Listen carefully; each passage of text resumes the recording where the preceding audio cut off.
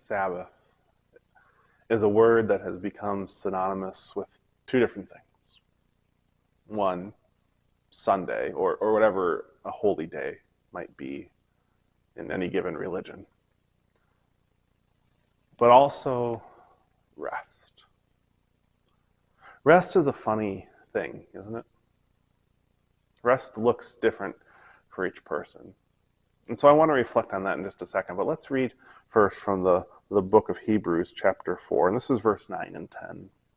It says, "So you see that a Sabbath rest is left open for God's people. The one who entered God's rest also rested from his works, just as God rested from his own." Rest is a funny word. It doesn't sound funny, it just has funny connotations to us. Sometimes we think of rest as doing nothing. Sometimes we think about rest as doing something different, changing things up for a bit.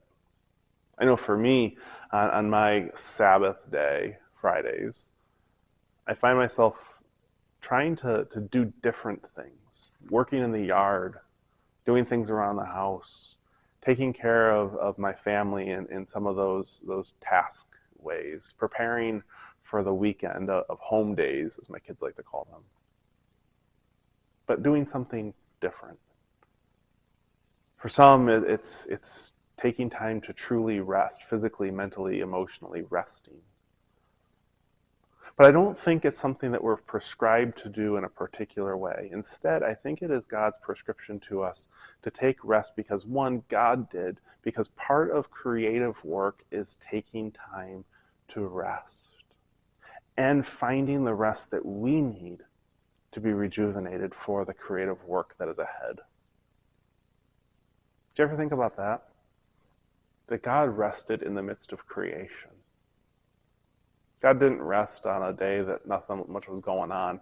He rested in the midst of creative work and invites us to do the same.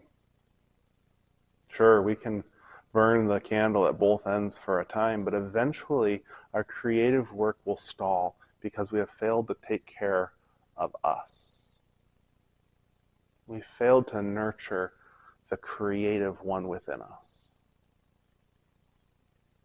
And so may we find Sabbath. May we enter into Sabbath rest and discover there God's own rest. And may we be ready then for the creative work that is before us. Amen.